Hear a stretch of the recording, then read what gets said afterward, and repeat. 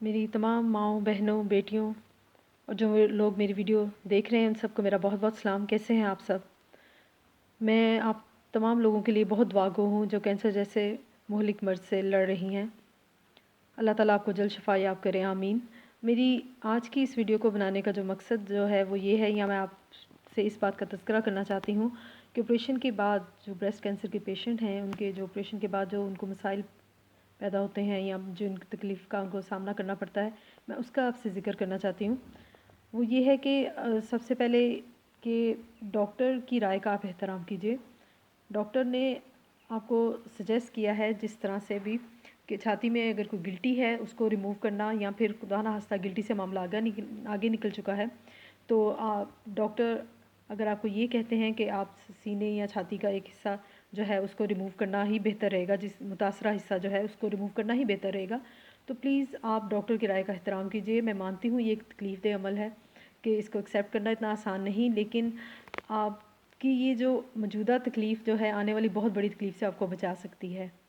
तो प्लीज़ आप डॉक्टर की राय का एहतराम करें और डॉक्टर जैसे कह रहे हैं उनकी राय से इत्तेफाक करिए ताकि आप आने वाली बड़ी किसी तकलीफ़ से बच सकें।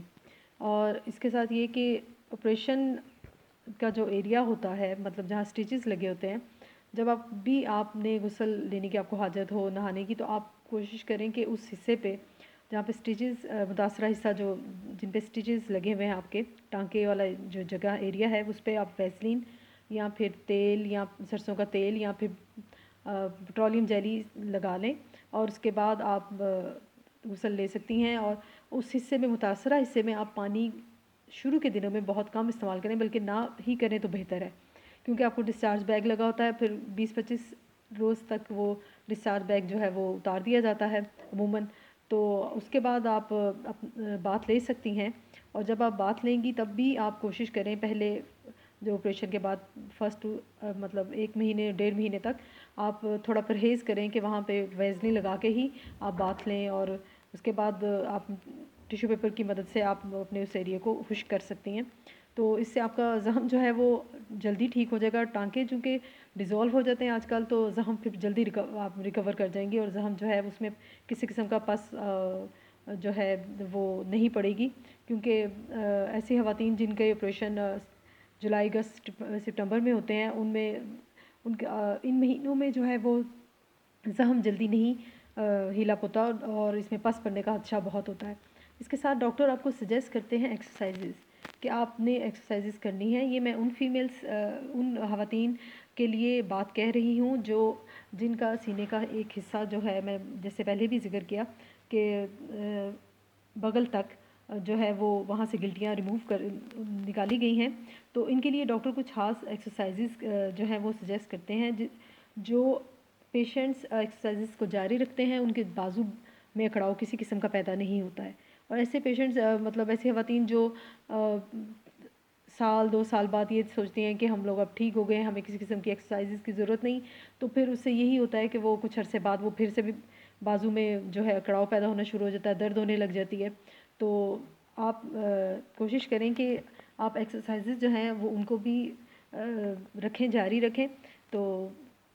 इसके साथ आपको डॉक्टर मना करते हैं कि आप मुतासरा जो आपका सीने वाली हिस्से का बाजू साइड का जो बाजू है, उससे आपने वज़न बहुत कम उठाना है, यानी आपको हैवी वेट से वो मना करते हैं। जिन ख़वातीन की सिर्फ जस्ट सिस्ट होती है, वही सिर्फ रिमूव की जाती है, वो कमोबेश मतलब वज़न थोड़ा बहुत उठा सकती हैं, लेकिन ऐसी ख़वातीन जिन्हें इससे बरक्स जिनका मामला है कि जिनका जिनको डॉक्टर्स ने ये कहा है कि आपने अपने मुतासरा हिस्से के साथ वाले बाजू से आपने वज़न नहीं उठाना, तो प्लीज़ आप इस बात पे अमल करिए। आप बर्तन धो सकती हैं, लेकिन बहुत ज़्यादा हैवी बर्तन जो हैं वज़नी, जिनका वज़न बहुत ज़्यादा होता है, उनको धोने से ज़रा परहेज़ करें। कपड़े जो हैं वो आप धोएं, लेकिन बहुत ज़्यादा रगड़ रगड़ के नहीं, बहुत ज़्यादा स्क्वीज़ मत, उसको हाथों से निचोड़ निचोड़ के मत फैलाएं, क्योंकि यहाँ पाकिस्तान में अमूमन 7 से 8 महीने तक तो गर्मी ही रहती है, तो आप हल्के निचोड़ के भी कपड़ों को बाहर फैलाएंगी तो वो सूख जाएंगे। तो इसके साथ جو ایسی خواتین جو مائیں ہیں جن کے بچے چھوٹے ہیں ابھی بہت اور اپنے بچوں کو اٹھانا چاہتی ہیں، تو اس بازو میں متاثرہ حصے والے کے ساتھ والے بازو میں آپ پلیز اس سائڈ پہ بچے کو مت اٹھائیے، اور دوسری سائڈ سے آپ بچوں کو اپنے اٹھا سکتی ہیں، لیکن اس سائڈ سے ذرا اٹھانے سے تھوڑا پرہیز کریں۔ تو آپ جتنی بھی احتیاط کریں گی آپ کے لیے یہ جو آپ کے لیے آنے والی مطلب جتنا بھی آپ کی لائف پیریڈ ہے، اللہ تعالیٰ کی عمر دراز کرے، آپ کو آپ کو بار بار ایمرجنسی نہیں جانا پڑے گا۔ آپ کو ہر وقت یہ نہیں ہوگا کہ اب آپ کی بازو میں درد ہو رہا ہے، شولڈر میں درد ہو رہا ہے اور یہ درد آپ کی نیک تک جا رہا ہے، اور آپ پھر بھاگے ایمرجنسی، بھاگے ڈاکٹر کے پاس کہ اب یہ کیا ہو رہا ہے، وہ کیا ہو رہا ہے۔ اب تھوڑی سی جو احتیاط ہے یہ آپ کو بہت بڑی تکلیفوں سے بچا سکتی ہے۔ یہ اس معاملے میں آپ کے ساتھ جتنے بھی مطلب آپ کی فیملی میں جو مرد حضرات ہیں بطور باپ، بھائی، بیٹا اور شوہر کے، میں ان سے بھی ریکویسٹ کرنا چاہوں گی کہ ان معاملات میں وہ بھی تھوڑی جو ہے وہ آپ کا ساتھ دیں، آپ کے ساتھ کوآپریٹ کریں، کیونکہ آپ کسی بھی رشتے میں ان کے ساتھ منسلک ہیں تو آپ کی اس رشتے کی قدر کریں، اور آپ کی اس تکلیف والے مرحلے میں جو ہے وہ جتنا آپ کا ساتھ دیں گے اتنا ہی آگے آپ کی زندگی میں آسانیاں ہوتی چلی جائیں گی۔ اور یہ ہے کہ ان کے جب آپ مرد حضرات یہ چیز انڈرسٹینڈ کریں گے کہ یہاں آپ کی گھر کی ماں، بہن، بیٹی یا بیوی کو یہ پرابلم ہے، اور اس پرابلم کو ٹھیک ہونے کے بعد تھوڑی احتیاط ڈاکٹر نے برتنے کو کہا ہے، تو پلیز آپ انہیں لاپرواہی سے بھی کوئی بھی کام کرنے نہ دیں۔ آپ کوشش کریں کہ تھوڑی سی نظر ثانی کریں، وہ دیکھیں کہ اگر خدا نہ خواستہ وہ کوئی، کیونکہ ہم ایشین خواتین جو ہیں ہم پہ گھروں کی ذمہ داریاں ہوتی ہیں، ہمیں ہر چیز جو ہے وہ خود ہی مینیج کرنی ہوتی ہے، تو زیادہ تر گھر کی ذمہ داری جو ہے عموماً عورتوں پہ ہی ہوتی ہے۔ تو ان معاملات میں میں سب سے ریکویسٹ کرنا چاہوں گی کہ پلیز آپ اپنی خواتین کے ساتھ مکمل کوآپریٹ کریں، ان کو دیکھیں کہ اگر خدا نخواستہ اگر کوئی وزن اٹھاتی ہیں یا پھر کسی قسم کا کوئی زور آزمائی کا کام کرنے لگتی ہیں تو آپ انہیں منع کریں، کیونکہ آج کل کی افراتفری کی ایک عالم ہے کہ انسان کئی دفعہ لاپرواہیوں سے جو ہے وہ کام لے لیتا ہے اور بہت ساری لاپرواہیاں کر جاتا ہے اپنے ساتھ، جس کا خمیازہ جو ہے اسے پھر تکلیف کی صورت میں بھگتنا پڑتا ہے۔ تو میں اسی لیے بار بار اسی بات پہ زور دے رہی ہوں کہ پلیز آپ کسی قسم کا کوئی بھی زور آزمائی والا کام مت کریں، یہ آپ کے لیے بہت زیادہ پرابلمٹک ہو سکتا ہے۔ تو اس کے ساتھ وائٹامن سی جو ہے وہ بہت بہترین ہے، جن چیزوں سے وائٹامن سی آپ کو جن چیزوں میں میسر ہے آپ ان چیزوں کو کھانے میں استعمال کیجیے۔ اور وائٹامن سی میں وائٹامن سی کی گولیاں جو ہیں وہ آپ کو مارکیٹ میں یہ میڈیکل سٹورز میں آپ کو آسانی سے اویلیبل ہیں، تو نگلنے والی گولیاں اگر آپ کے لیے سوٹیبل ہیں آپ وہ لے سکتی ہیں۔ اگر آپ کو پانی میں حل شدہ گولی سے تھروٹ میں کسی قسم کا کوئی انفیکشن نہیں ہوتا، کھانسی وغیرہ نہیں رہتی، تو آپ وہی لے لیں حل والی گولیاں، اور اگر آپ کو لگتا ہے کہ یہ والی ٹیبلٹس سے آپ کو کھانسی رہتی ہے تو آپ نگلنے والی ٹیبلٹس جو ہیں وہ لے سکتے ہیں۔ اور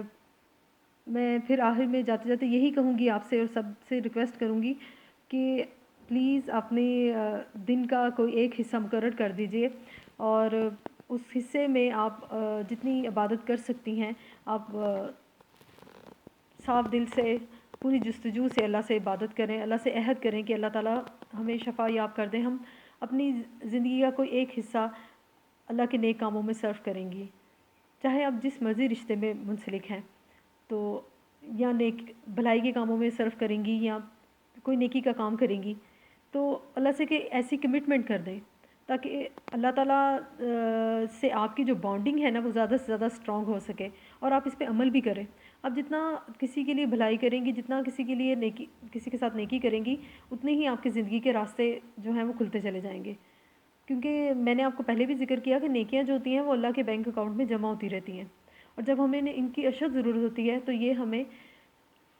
اجر کے طور پہ، ریوارڈز کے طور پہ ہمیں ملتی ضرور ہے، اور بہت زیادہ ہو کے بڑھ کے ملتی ہیں، ہماری توقعات سے بہت زیادہ۔ تو بس اپنے ارد گرد کے رشتوں کو عزت دیں، پیار دیں، احترام کریں، پینک نہ ہوں، صبر کریں، کیونکہ صبر کرنا بہت اس حالت میں بہت ضروری ہے۔ آپ میں جتنی برداشت ہوگی، جتنا صبر ہوگا، آپ آسانی سے اپنی تکلیف سے لڑ لیں گی۔ آپ جتنا واہ ویلا مچائیں گی، جتنا شور شرابہ کریں گی، آپ کی تکلیف جو ہے وہ اپنے وقت پہ ہی ختم ہونی ہے، لیکن یہ ہے کہ آپ کی اپنی صحت خراب ہوگی، کسی کو جو ہے وہ کسی اور پہ اتنا اس کا اثر ہو نہ ہو، لیکن آپ کی صحت پہ بہت زیادہ اثر ہوگا. تو کوشش کریں کہ خود کو بھی خوش رکھیں اور سب سے پیار سے پیش آئیں، سب کو عزت دیں اور اعلیٰ ظرفی کا مظاہرہ کریں. اعلیٰ ظرفی کا مظاہرے کے لیے میں یہی کہوں گی کہ اس سے میرے حساب سے تو بس کچھ باتیں ایسی ہیں جس سے انسان کے اعلیٰ ظرف ہونے کا پتہ چل سکتا ہے، کہ کسی کو قرض دے کر دیکھیں یا عزت دے کے دیکھیں یا پھر اس کے ساتھ بھلائی کر کے دیکھیں. تو انہی باتوں سے پتہ چل جاتا ہے کہ یا کھانا کھا کے دیکھیں جس کہتے ہیں کہ انسان کا ظرف کیسا ہے. تو اپنے ظرف کو بلند رکھیں، انشاءاللہ تعالیٰ آپ ٹھیک ہو جائیں گی. آپ کو کبھی یہ وقت یاد بھی نہیں رہے گا انشاءاللہ تعالیٰ. بس اللہ کے ذکر میں اپنے آپ کو مشغول رکھیں جس حد تک ممکن ہو سکے. اچھی کتابیں پڑھیں. اچھی کتابیں جو ہوتی ہیں بہترین دوست ہوتی ہیں. جب آپ کو لگے کہ آپ کتاب پڑھ کے تھک گئی ہیں یا آپ کا من نہیں چاہ رہا مزید کتاب پڑھنے کو، تو پھر آپ قرآن مجید کھول سکتی ہیں. سورہ بقرہ کی تلاوت کریے، یہ بہت اچھی ہے. اسے پڑھنے سے بہت سارے راستے کھلتے ہیں. کہتے ہیں نا، جس نے سورہ بقرہ نہیں پڑھی اس نے اپنی زندگی میں ہسارا ہی کیا ہے. تو ہسارا ہی سارا ہے. تو چاہے دن کا تھوڑا کچھ لمحے کے لیے، کچھ وقت کے لیے آپ کے پاس ٹائم ملے تو آپ کچھ اپنا زندگی کا حصہ جو ہے عبادات میں بھی صرف کریں پلیز. اور میں آپ کے لیے بہت دعا گو ہوں. اللہ تعالیٰ آپ کو بہت ڈھیر و خوشیاں دے، آمین، اور دراز عمری عطا کرے، آمین. اب میں جو میری نیکسٹ ویڈیو ہے اس میں ریڈیشن کے ساتھ جو میں نے مسائل دیکھے خود کے ساتھ، جو مجھے لگا کہ یہ مسائل مجھے دوسروں کے ساتھ ڈسکس کرنے چاہیے، میں اس کے بارے میں تذکرہ کروں گی. کچھ سننے میں بہت ساری چیزیں آتی ہیں کہ بریسٹ کینسر کس وجہ سے ہوتا ہے. کچھ کہتے ہیں کہ سٹریس کی وجہ سے، کچھ کہتے ہیں ہارمونز کے جو بیلنسڈ نہیں رہتے اس کی وجہ سے، کچھ کہتے ہیں پانی کی خرابی کی وجہ سے، کچھ جو ہیں کچھ کی یہ رائے ہے کہ جو ہے وہ انڈر گارمنٹس جو ہیں یہ اس کا ایک کاز ہو سکتی ہیں. لیکن جو بھی ہیں، جس حد تک میں کوشش کروں گی کہ جو چیز مجھے سمجھ آ رہی ہے میں اس رائے سے آپ کو آگاہ کروں اپنی. اور اگر آپ میری رائے سے اتفاق کرتے ہیں یا آپ کو لگتا ہے کہ میں کچھ صحیح کہہ رہی ہوں تو پلیز میری اس بات کو آگے تک ضرور پہنچائیے گا. اور اگر خدا نخواستہ اگر کسی کی دل آزاری ہوئی ہے یا کسی کو میری بات سے کوئی تکلیف پہنچی ہے یا کسی کو میری بات اچھی نہیں لگی تو میں اس کے لیے بہت معذرت خواہ ہوں، کیونکہ میں تو بہت کوشش کرتی ہوں کہ میں ایسے الفاظ کا چناؤ کروں کہ آپ کی دل آزاری نہ ہو سکے. تو کیونکہ یہ اب مسئلہ ہے، مطلب یہ ایشو ایسا ہے کہ اس میں بات کرتے وقت بہت احتیاط برتنے کی ضرورت ہے. تو پلیز کوئی غلطی ہو تو پلیز اس سے درگزر کر دیجیے گا. اور جو میری بات صحیح لگے، آپ کو لگے کہ یہ بات واقعی کسی کو بتانے کے قابل ہے تو اسے ضرور آگے پہنچائیے گا. شکریہ. دعاؤں میں یاد رکھیے گا. مجھے بھی دعاؤں کی ضرورت ہے. میں آپ کے لیے بھی دعا کروں. اللہ حافظ.